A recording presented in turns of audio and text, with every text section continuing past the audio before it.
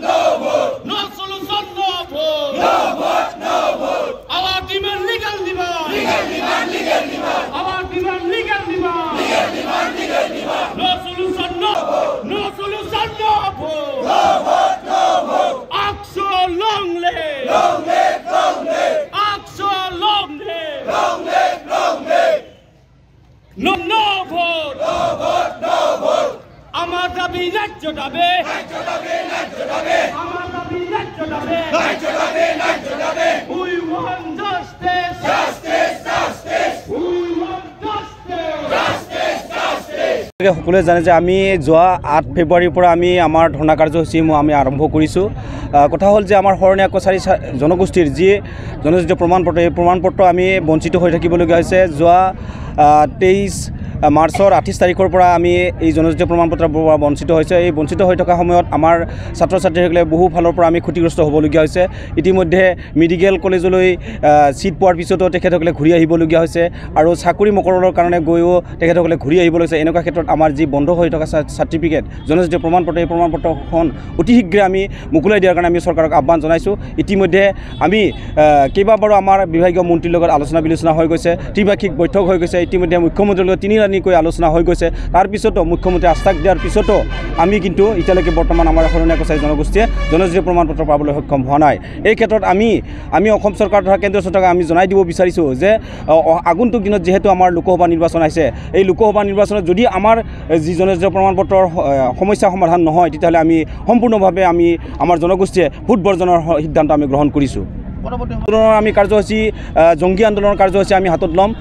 আমি ইয়াৰ পিছত আমাৰ যি নেকি আমাৰ যিবিলাক নেকি এৰিয়া আছে, জিলা আছে, জিলাসমূহত শেষ হোৱাৰ পিছতে আমি চাৰ্কল অফিচসমূহত আমি আমাৰ ধৰ্ণা কাৰ্যসূচী আমি আৰম্ভ কৰিম। তাৰ পিছতে আমি মুণ্ডন কাৰ্যসূচী কৰিম আৰু তাৰ লগে লগে আমি জংগী আন্দোলন একেবাৰে শেষ পৰ্যায়ত আমি কৰিবলৈ আমি সিদ্ধান্ত লৈছোঁ। হয়, শৰণীয়া কছাৰীসকল অসমৰ অন্যতম কছাৰীমূলীয় এটা জনজাতি জনগোষ্ঠী আৰু এই জনগোষ্ঠীটোৱে ভাৰতবৰ্ষ স্বাধীনতা লাভৰ পৰাই ভাৰতীয় সংবিধানৰ অন্তৰ্ভুক্ত হৈ থকা কছাৰীৰ পৰা জনজাতি প্ৰমাণপত্ৰ গ্ৰহণ কৰি আহিছে। কিন্তু সময়ে সময়ে শৰণীয়া কছাৰীসকল অসমৰ অন্যতম কছাৰীমূলীয় জনজাতি জনগোষ্ঠী হোৱাৰ পিছতো বিভিন্ন ষড়যন্ত্ৰৰ বলি হয় শৰণীয়া কছাৰীসকলৰ জনজাতি প্ৰমাণপত্ৰৰ সমস্যাটো সন্মুখীন কৰাবৰ কাৰণে প্ৰচেষ্টা অব্যাহত ৰাখিছে। গতিকে শেহতীয়াভাৱে যোৱা 2023 চনৰ 28 ফেব্ৰুৱাৰী তাৰিখৰ পৰা আজি তাৰিখলৈকে শৰণীয়া কছাৰীসকলৰ জনজাতি প্ৰমাণপত্ৰ বন্ধ হৈ আছে। গতিকে এই বন্ধ হৈ থকা জনজাতি প্ৰমাণপত্ৰ অতি শীঘ্ৰে প্ৰদান কৰাৰ দাবীত ইতিমধ্যে আমি কেইবালানিও চৰকাৰৰ সৈতে আলাপ আলোচনা হৈছে। বিভাগীয় মন্ত্ৰীৰ সৈতে প্ৰায় 21 দিন আমাৰ এই বিষয়টোলৈকে আলোচনা হৈছে আৰু আশ্বাস প্ৰদান কৰিছে। আনুষ্ঠানিকভাৱে 2 দিন ত্ৰিপাক্ষিক বৈঠক হৈ যোৱাৰ পিছতো আজি তাৰিখলৈকে এই সমস্যাৰ সমাধান নকৰিলে। ইতিমধ্যে অসমৰ জনপ্ৰিয় মুখ্যমন্ত্ৰী কৰ্মঠ মুখ্যমন্ত্ৰী ডক্টৰ হিমন্ত বিশ্ব শৰ্মা ডাঙৰীয়াক 3বাৰকৈ সাক্ষাৎ কৰি আমাৰ সমস্যাটো সমাধান কৰিবৰ কাৰণে দাবী উত্থাপন কৰা হৈছিলে। তেখেতে আমাৰ সন্মুখত এই সমস্যাটো সমাধান কৰাৰ কাৰণে সদিচ্ছা প্ৰকাশ কৰে, কিন্তু আজি তাৰিখলৈকে এই সমস্যাৰ সমাধান নহ'ল।